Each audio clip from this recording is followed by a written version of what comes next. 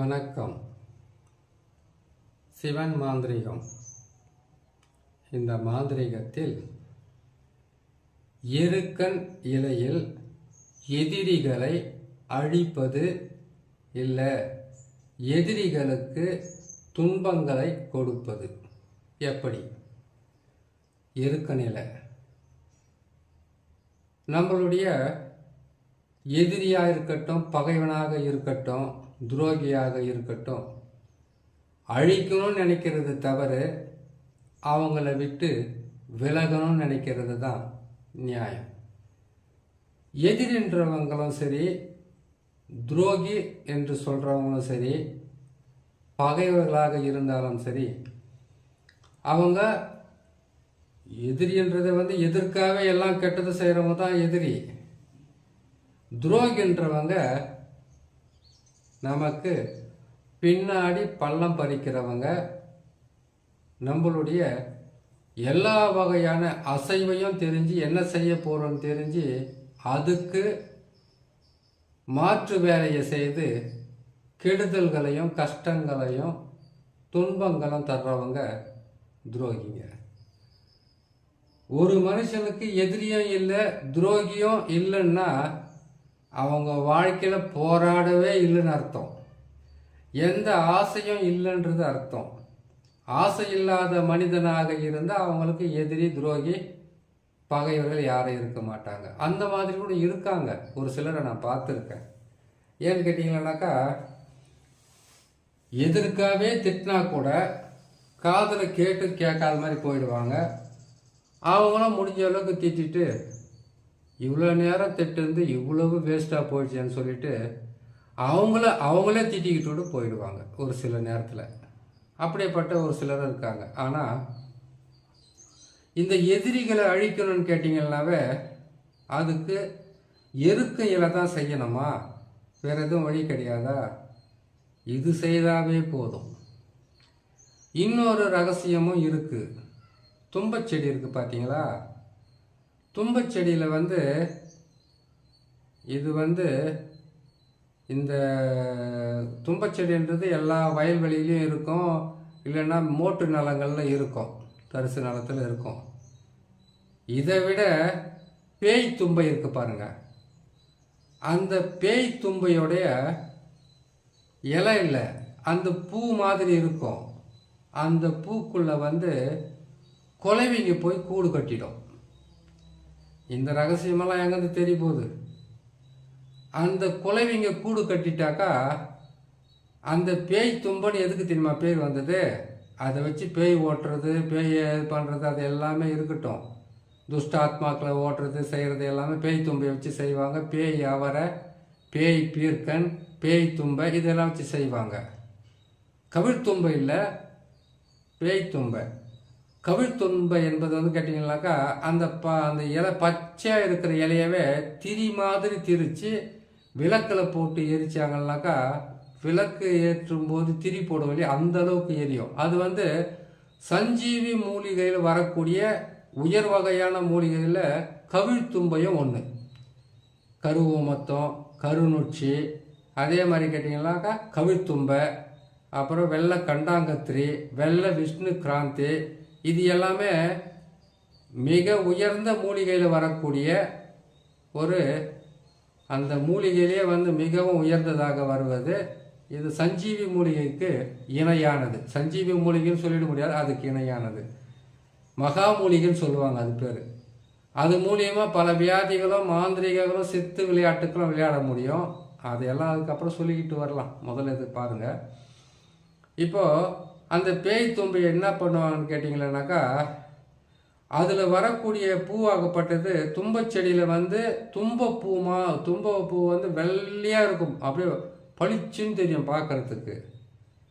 அந்த தும்பச்செடியில் என்ன செய்யணும்னு கேட்டிங்கன்னாக்கா, எந்த எதிரியை பிரிக்கணுமோ அவங்களுடைய பேரை இரும்பு தகடு இல்லை காரிய தகடில் அவங்களுடைய பேரை எழுதி அதுக்கு இன்னொரு மாற்று, அதாகிட்ட 2 பேர் சேர்ந்து இருக்காங்க, அவங்க அந்த எதிரிங்களை நீங்கள் அழிக்கணும்னு நினச்சிங்களா, அவங்க 2 பேருக்கு சண்டை விடணும்னு கேட்டிங்கனாக்கா, அது 2 பேர் பேரையும் தனித்தனியாக எழுதி நசி அப்படின்ற எழுத்தை பிரின்னு போட்டுட்டு அந்த தும்பச்செடியில் இருக்கக்கூடிய 2 பக்கமும் கிளை மாதிரியே இருக்கும், ஒத்தையாக வராது. இந்த பக்கம் அந்த பக்கம் கிளை மாதிரி வரும், அதில் இலைகள் இருக்கும், பூவும் பூக்கும்.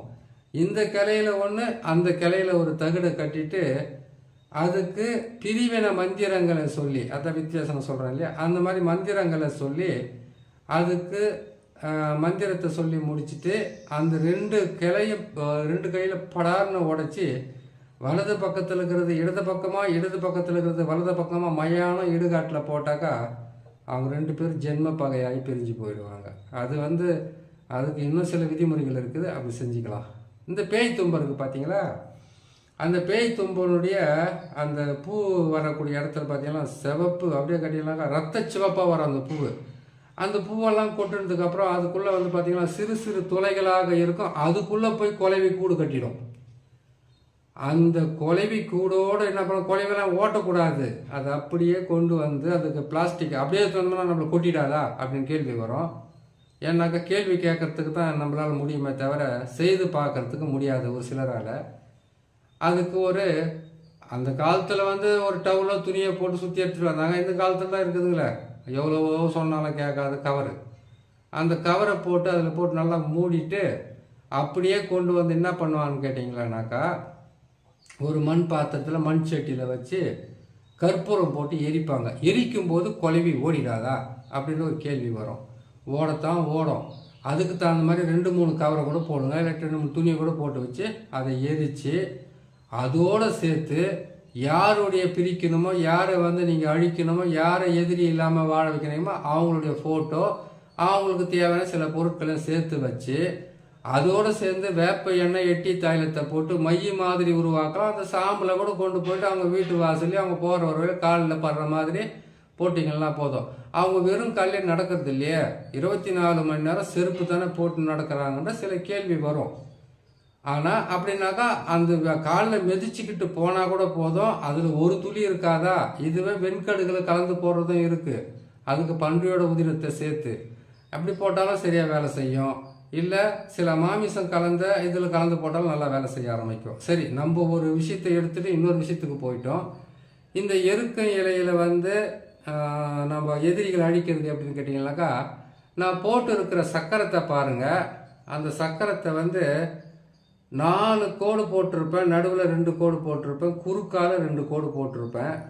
அதை போட்டுட்டு இதில் கேட்டிங்கன்னா 8 பக்கமும் சூலத்தை போட்டுருவோம்.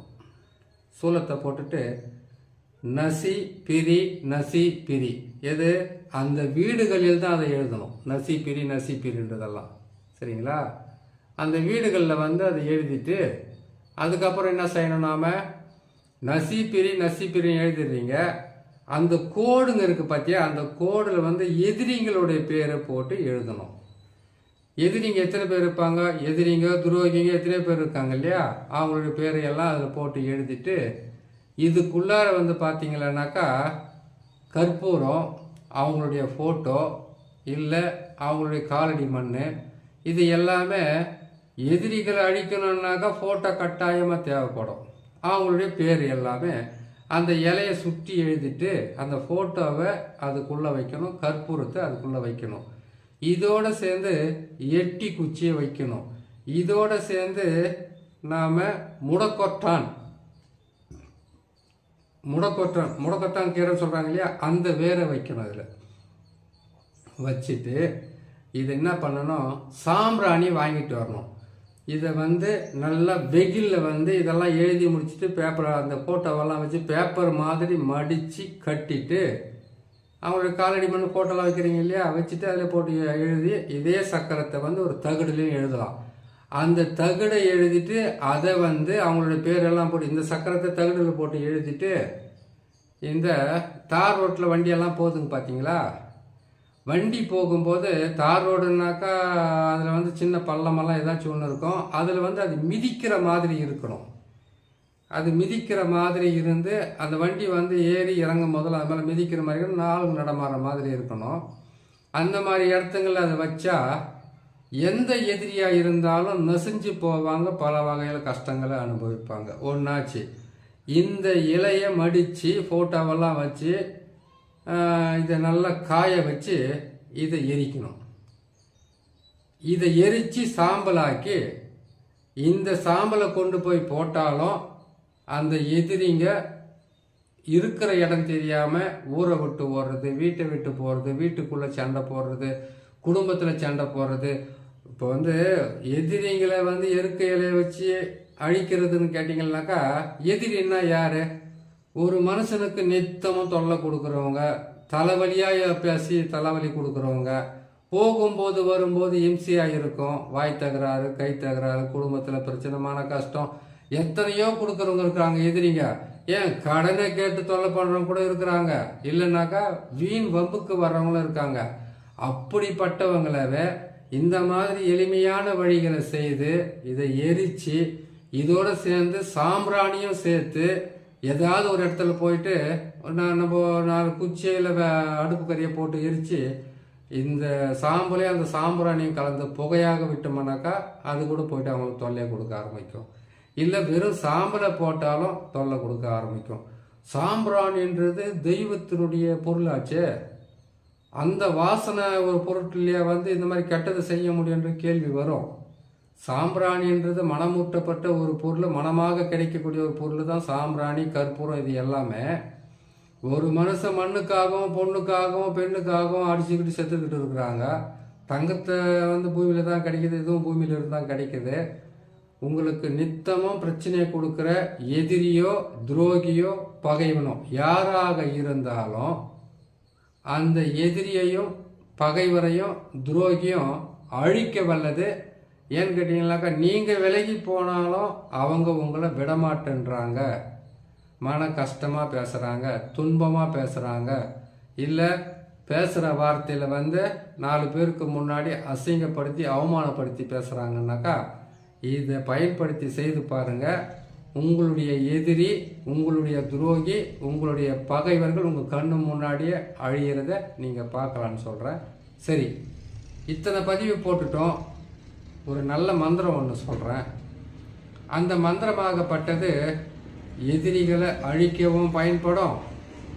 அதே மந்திரமாகப்பட்டது நீங்கள் நாள் பட சொல்லிக்கிட்டே இருந்தீங்கன்னாக்கா, இதே மந்திரத்தை மாந்திரிகம் செய்கிற நீங்கள் பல 1000 முறை சொல்லி அதை நீங்கள் மனப்பாடம் பண்ணி வச்சுக்கிட்டீங்களா, சித்தி பண்ணி வச்சுக்கிட்டீங்கன்னாக்கா, இந்த மந்திரமே உங்களுக்கு மிகப்பெரிய ஒரு பிரச்சனையிலிருந்து காப்பாற்றும். உங்களுக்கு மாந்திரிகத்துக்கு மிக உதவியாக இருக்கும். சரியா? அந்த மந்திரத்தை சொல்கிறேன், கேட்டு வச்சுக்கோங்க. எப்பப்போ நேரம் கிடைக்குதோ அப்போல்லாம் ஒரு மந்திரத்தை சொல்கிறேன். அந்த மந்திரத்தை நீங்கள் மனப்பாடம் பண்ணி வச்சுக்கோங்க. சரி, மந்திரத்தை சொல்கிறேன், கேட்டுக்குங்க. ஓம் மாயி மகாமாயி மாசான காளி உத்தம கிருபாகரி உதிர பினந்தின்னும் உச்சிஷ்ட சண்டாளி எதிரியின் உடலும் உயிரும் ஓசாக உரி உரி மரி மரி மசி மசி சீச்சி மணிமந்திர விஸ்வரூபி ஓங்காரி திருசூலி ஐயம் கிளியும் சவ்வம் ஸ்ரீம் ரீம் என்று ஓடிவா. அவன் 5 பஞ்சபூதத்தையும் அடக்கி குடலை பிடுங்கிவா. பதைக்க பதைக்க துடிக்க துடிக்க ஒரு நொடிக்குள் ஆகார ஓகார மாகார நாகார சிகர என்ற 5 எழுத்தையும் குத்தி மாறி இழுத்து கொண்டு ஓடிவா. அப்படி கொல்லாமல் இருந்தால் கோடி ரிஷிகளை கொன்ற கொடும் பாவியாவாய். நங் நங் மங் மங் ஓம் நமச்சிவாயா. மந்திரம் நல்லா இருக்குதுன்னு நினைக்கிறேன். மனப்பாடம் பண்ணி பாருங்க. இந்த மந்திரமே எதிரி, பகையாளி, துரோகி, உங்களுக்கு தேவையில்லாத செய்கிற எத்தனை கெட்டவங்களாக இருந்தாலும் அழிக்க மிகவும் உதவியாக இருக்கும். பொறுமையாக கேட்டு பொறுமையாக பார்த்து செய்துங்க. இன்னொரு நல்ல பதிவில் உங்களை நான் சந்திக்கிறேன்.